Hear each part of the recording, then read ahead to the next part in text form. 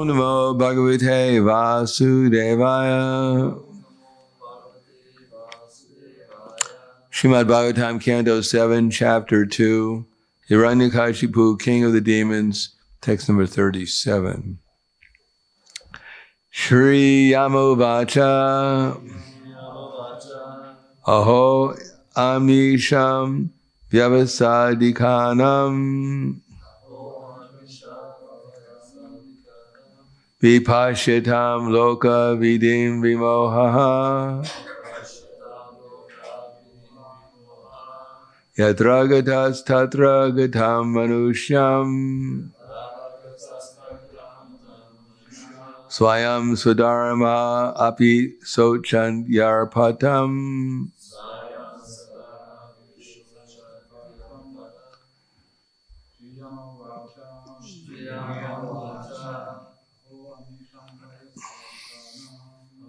Anisham Sadikanam Tam Loka Vidim Vimoha Tagatas Tatra Gatam Manusham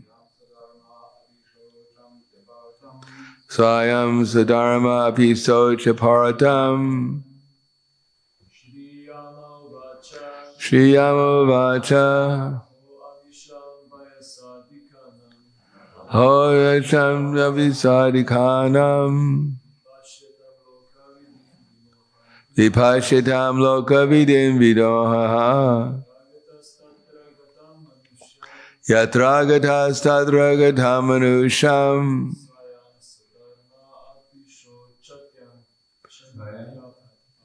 Swayam Swadharma Abhiso Chaparatam. Jenske. Shriyamu Vacha Aho Amisham Vyavasadikanam Vipashitam Loka Vidim Vimohaha Yatra Gatas Tatra Gatam Manusham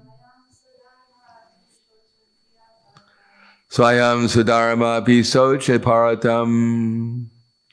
Shri Yamuvacha. Shri Yamaraj said, Aho, alas, Amisham, of these, Vyayasa, by age, Adikanam, of those advanced, Vipashitam, sing every day, Lokavidim, the law of nature, that everyone dies. Vimohaha, the bewilderment. Yatra, from where? Agata, came. Tatra, there. Gatam, returned. Manusham, the man. Swayam, themselves. Sadharma, similar in nature, prone to die. Api, although. Sochanti, they lament. Paratam, uselessly. Translation and purport by His Divine Grace, A.C. Bhaktivedanta Swami Srila Prabhupada. Shri Yamaraj said, alas, how amazing it is. These persons who are older than me have full experience that hundreds and thousands of living entities have taken birth and died. Thus they should understand that they're also apt to die. Yet still they are bewildered. The conditioned soul comes from an unknown place and returns after death to that same unknown place. There is no exception to this rule, which is conducted by material nature. Knowing this, why should they uselessly lament? Purport.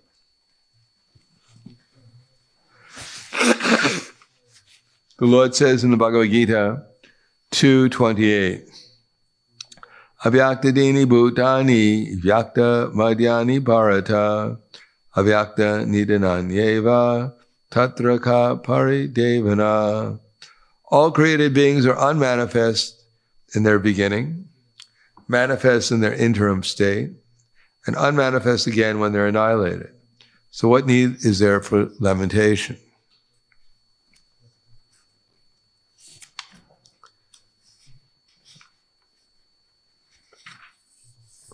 Accepting that there are two classes of philosophers, one believing in the existence of the soul, and the other not believing in the existence of the soul, there is no cause for lamentation in either case. Non-believers in the existence of the soul are called atheists by followers of Vedic wisdom. Yet even for argument's sake, we accept the atheistic theory that there is still no cause for lamentation. Apart from the separate existence of the soul, the material elements remain unmanifested before creation. From this, the material elements remain. From this subtle state of unmanifestation comes manifestation. Just as from ether, air is generated. From air, fire is generated. From fire, water is generated. And from water, earth becomes manifested. From the earth, many varieties of manifestations take place. For example, a big skyscraper is dismanifested from the earth. When it is dismantled, the manifestation becomes again unmanifested and remains as atoms in the ultimate stage. The law of conservation of energy remains, but in the course of time, things are manifested and unmanifested. That is the difference. Then what cause is there for lamentation? In either manifestation or unmanifestation. Somehow or another, even in the unmanifested stage, things are not lost. Both in the beginning and at the end, all elements remain unmanifested. And this does not make any real material difference. If we accept the Vedic conclusion as stated in the Bhagavad Gita, Antavanta ime deha, that these material bodies are perishable in due course of time, nityas yokta sharirina, but that the soul is eternal, then we must remember always that the body is like a dress. Therefore, why lament changing of a dress? The material body has no factual existence in relation to the eternal soul. It is something like a dream. In a dream, we may think of flying in the sky or sitting on a chariot as a king. When we wake up, we can see that we are neither in the sky nor seated on the chariot. The Vedic wisdom encourages self-realization on the basis of the non-existence of the material body. Therefore, in either case, whether one believes in the existence of the soul or one does not believe in the existence of the soul, there is no cause for lamentation for the loss of the body. In the Mahabharata it is said, Adarshana ihayataha ahayatak pumas chadarshanam gatha. This statement could support the theory of the atheistic scientists that the child in the womb of the mother has no life, is simply a lump of matter. To follow this theory, if the lump of matter is aborted by a surgical operation, no life is killed. The body of a child is just like a tumor, and if a tumor is operated upon and thrown away, no sin is involved. The same argument can be put forward in regard to the king and his queens. The body of the king was manifested from an unmanifested source, and again it became unmanifested from manifestation. Since the manifestation exists only in the middle, between the 2 points of unmanifestation, why should one cry for the body manifested in the interim?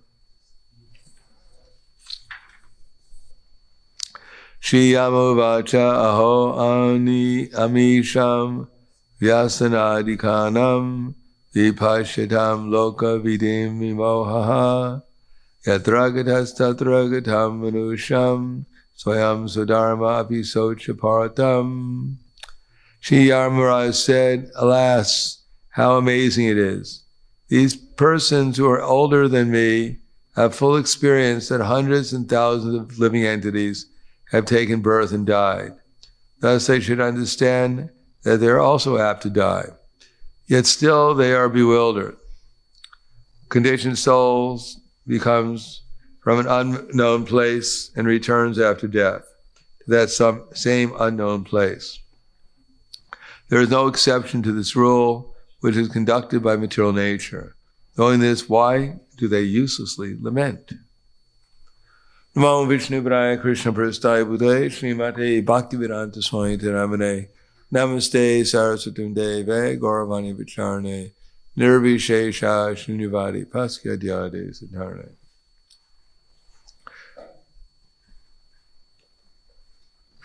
Hiranyakashipu existed in Satyuga. And he's telling a history that took place millions of years before Satyuga. And Satyuga, we can say, is approximately 4,300,000 years ago. And he's saying something from millions of years before that. So there's an indication that there's nothing new. That everything is simply a repetition of the past. Or as Srila Prabhupada said, that in the past, people were eating, they were sleeping, they were mating, defending. And at the present time, this is what everyone is doing. Eating, sleeping, mating, defending. And in a million years from now, people will be eating, sleeping, mating, defending. So there's nothing really new. Maybe the kind of food that people ate 5,000 years ago was different from the kind of food that people are eating today, since that it's probably healthier. But eating is still there. And even if we take a lower form of life, eating, sleeping, mating, and defending will also go on. And this will go on eternally. Therefore, there's actually, if we're looking forward to something different, we'll be disappointed. Because punak punas charvita charvanana. The material world means chewing the chewed. Now, even in terms of the laws of nature, the same eternal truths exist. Prabhupada was giving a lecture at the university, a seminar at the University of Durban in South Africa. And there was another Indian gentleman who was also one of the speakers at that particular seminar. Conference, I guess we call it a conference. And Prabhupada mentioned about transmigration of the soul. And the other speaker, who happened to be an Indian, he objected. He said, Swamiji, why are you talking about this Hindu doctrine of reincarnation, transmigration? So Prabhupada said, it's not a Hindu doctrine, it's a science. And 5,000 years ago, when Krishna was speaking to Arjuna, he didn't tell Arjuna, my dear Arjuna, now we're on a battlefield, and many people will die in this battlefield, so probably it's a good time to speak some philosophy. So luckily you're a Hindu, so I'll tell you Hindu philosophy, because I happen to be a Hindu god. So according to Hindu philosophy, all Hindus have a temporary body that keeps on changing. As I said in my Hindu book, Bhagavad Gita. Unlike everyone else, the Christians, the atheists, everyone else, they don't have bodies that change. Only Hindus have bodies that change, because it says that in my Hindu book. And at the time of death, Hindus luckily have a soul. So they get another body, unlike everyone else. No one knows what happens to them. No, actually everyone, not only human beings, but even the animals and the plants have changed bodies that are always changing, and yet the conscious soul within the body is never changing. So this is a science. It's true 5 billion years ago. It's just as true now. And it'll be true, equally true 5 billion years in the future. So that's called science, something that never changes, and we can do our own experiment and look in the mirror and see if our body is exactly the same as it was when we were 5 years old. Get a 5-year-old picture, compare it, and if there's a change, you know your body has changed. And yet, we can remember being in the 5-year-old body. Therefore, what happened to the 5-year-old body? It disappeared, but we didn't disappear. So the conclusion is, even when this present body disappears, which it is disappearing, as we speak, it's disappearing, still will remain. So the final change of the body called death, the samsi, jaranani, yata, vihaya, navani, grinati, naroparani, tata, sharirani, vihari, jarinyani, samyamani, navati, navani, dehi. Just like a person puts on new clothing and gives up the old and useless clothes, so the soul accepts new material bodies, giving up the old and useless ones. So when the body is no longer usable, then we give it up and we get another one. What is there lamentable about that? If you are in a car, it gets into an accident, it's completely smashed, and someone gets out of the car, you say, why are you getting out of the car? You should stay with the car. It's done so much service to you. Don't you love the car? Just call an ambulance, car ambulance. No, let me get out of this car. It's useless. It won't work anymore. No, stay in the car. We love your car. We love you in the car. No, I can get another car. No, this is your final car. There's no such thing as another car. This is your car. No one objects when your car is smashed, you get another car. Or if your clothes get old, if at night you take your clothes off, no one will say, why are you taking your clothes off? Don't you love your clothes? What's going to happen to you when you take your clothes off? Where are you going to go? I'm going to go to sleep. No, don't do that. Don't take your clothes off.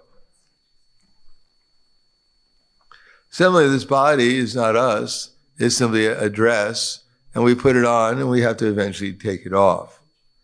But don't worry, we'll get another body. And in that other body, if it's not a spiritual one, if it's a material one, there'll be all access for eating, sleeping, mating, defending.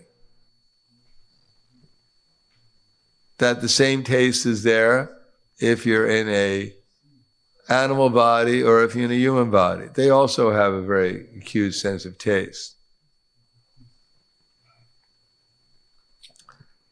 One man, crippled man, he became attracted to one prostitute. And he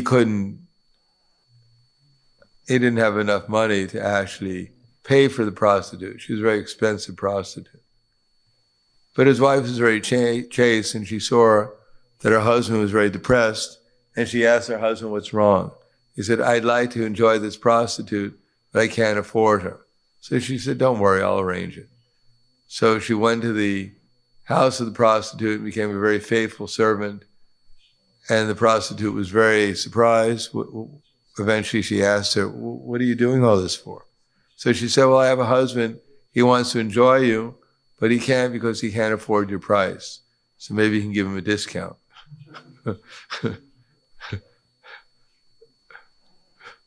She said, that's only on Christmas. No, she said, yes, I'll enjoy with him. Although he was crippled, I think he had leprosy or something. So then he went to enjoy with the prostitute, and the prostitute said, yes, I'll enjoy, we can enjoy, but let me offer you some drink. So she gave him a very nice drink in a copper pot, and she gave him another nice drink in an iron pot and one in a golden pot. And so he took the drink, and she said, well, what's the difference? He said, it's exactly the same. So he said, your wife is so chaste, she came here, and she's offered service to me in order to enjoy, but you're just going to enjoy the same thing. Whether it's an iron pot or a gold pot, the taste is the same.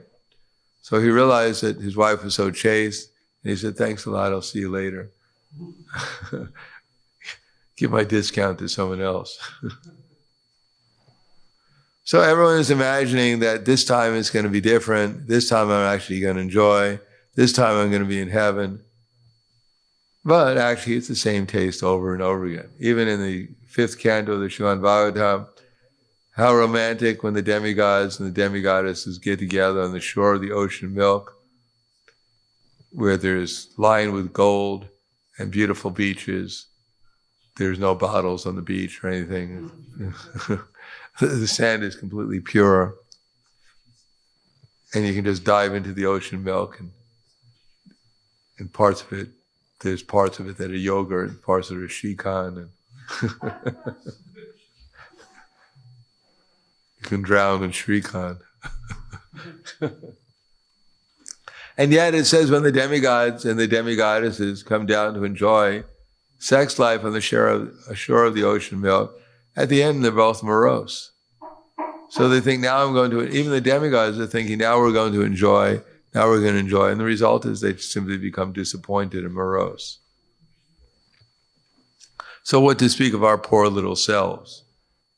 The material world is a place mostly based upon advertisement, but the product is usually pretty much useless. You get a present and it's like covered with all this beautiful wrapping and there's a bow on it, and you open it up and you got a mousetrap inside. So the covering was very exciting. You think, wow, what could this be? And you'd open it up, it's a mousetrap. Or the Himalayas were going to give birth to something. You know how big the Himalayas are, and they start to rumble, and everyone was wondering, wow, the Himalayas are going to give birth. What's going to happen? Who are they going to give birth to? And everyone crowded around to watch the Himalayas give birth, and the mountains were shaking, and the noise was reverberating, 100 miles away. And suddenly the Himalayas gave birth, and a mouse runs out. Or as William Shakespeare said, much ado about nothing. So that's material existence. Everyone's trying to maintain their body, hold on to it. What's going to happen to me at the end? The same thing's going to happen to you at the end that happened to you at the beginning. You're going to leave this body and get another one. And you're going to come there and everyone's going to sing happy birthday. And you're crying, but everyone else is happy. And you got to go through the same thing over and over again. Back to the first grade. 1 + 1 is 2. Maybe it's 3, you rascal. Do you want to stay in the first grade forever? Learn 1 + 1 is equal to 2. Okay, it's 2. But 2 + 2 is 6, isn't it? No, you rascal. You're not going anywhere. You're staying in the first grade. Oh, no, not again. I've been here since time immemorial, the same first grade again. What am I doing here? Finger painting. I was a professional artist before. What do you got? What happened? Well, what to speak if, you take birth and you're in a nest and the mother's saying, jump, jump. What do you mean jump? Flap those things that you got on your back there. I'm not going to do it. I may fall down. You're out of here.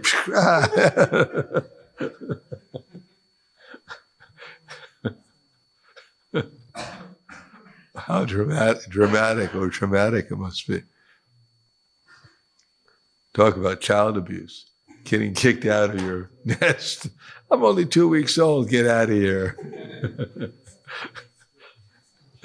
Well, you're the worst mother I ever had.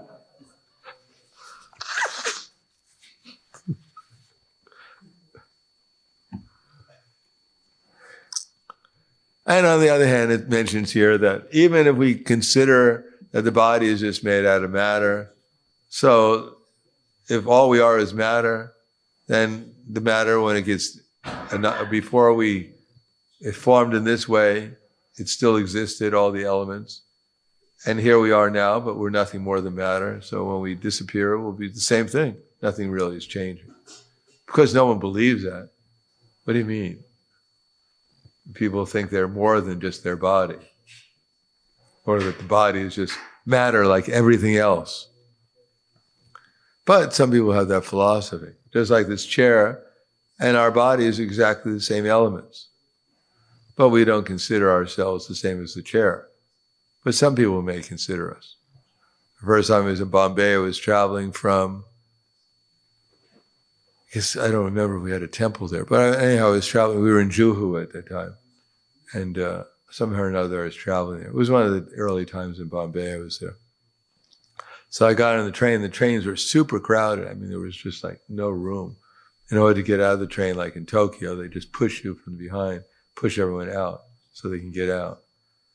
So I was on there for 5 stops, and finally there was a space. I sat down. And then one old man came and sat down on me. Because obviously he didn't think I was anything different from a chair. Probably studied Mayavadi philosophies. So this is what it turns out to be. People will treat you just like a chair, if that's your philosophy. But if you sit down on them, they're going to protest. Well, how dare you? Do you know who I am? No, who are you? You're just a chair. You're the same elements of the chair. Or as a Mayavadi philosopher a yogi, in Mayapur, he came and he was arguing with the devotees that actually everything is one. So the devotee said, all right, so it's time to take rest. So the yogi said, it was very cold in Mayapur, it was in the winter. So the yogi said, can you give me a blanket because it's very cold? So the devotees came and gave him a little piece of cloth that big. And he said, well, that's not going to work. I need a blanket. He said, no, this little piece of cloth, everything's one. It's the same thing as the blanket. It's all one. So you just put it on you. It's all right. Some people have this philosophy, but they don't live by it. They don't really accept it. It's just something that comes out of their mind, out of their brain, out of their words, but they don't really believe in it. Similarly, no one really believes that they're exactly the same as matter. You take a piece of paper and cut it. Say, is that all right? No problem cutting the paper. And what if I cut you? What do you mean, don't cut me? What do you mean? You're the same as the paper. Why shouldn't I cut you? Because people know that there's something different between themselves and a piece of paper. And that difference is the soul. So I'll stop there. Thank you. Any questions?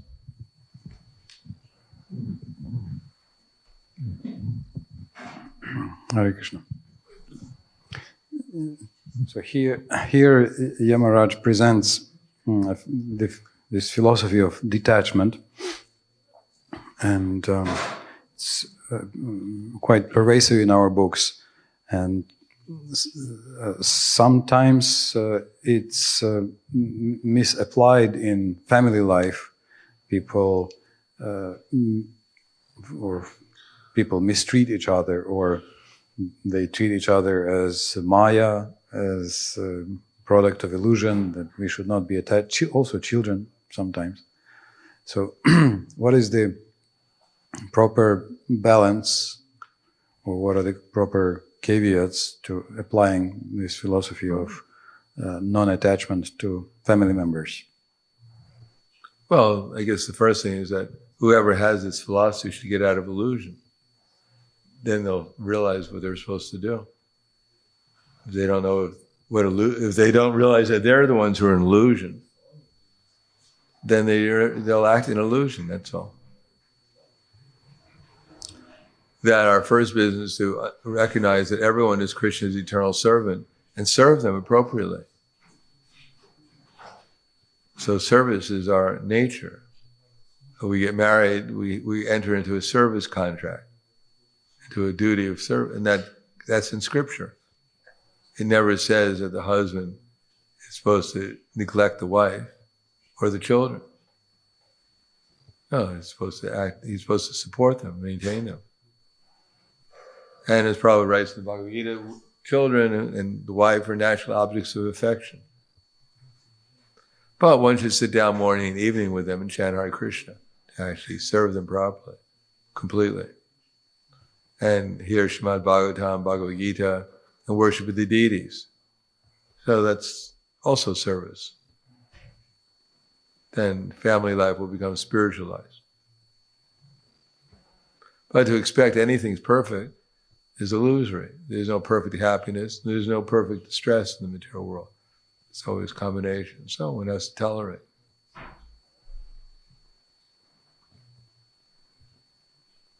Priyavrata Maharaj sets the example. He was on learning detachment from Narada Muni, trying to become a sannyasi, sitting on the top of Gandhamandana hill, and he was practically a perfect devotee. But Swayambhuva Manu, his father, wanted to retire from ruling the universe, so he got Brahma's help, and him and Brahma and Shiva came to convince Priyavrata to take up the service of ruling the universe, which he was reluctant.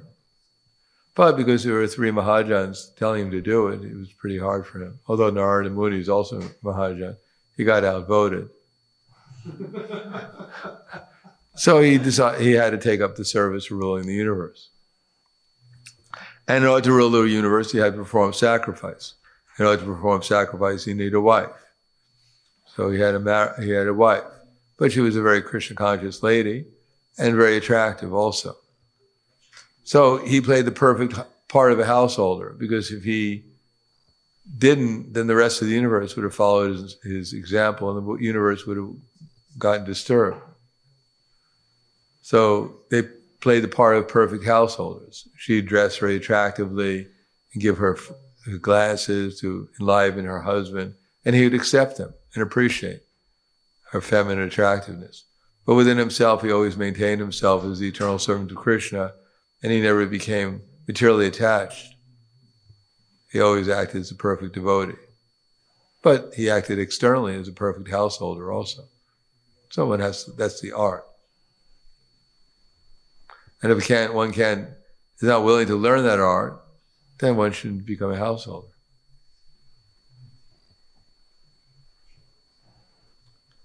Anything else? Okay, thank you very much. Grandharaj Srimad Bhagavatam ki jai. Srila Prabhupada ki jai. Gaur Premanande.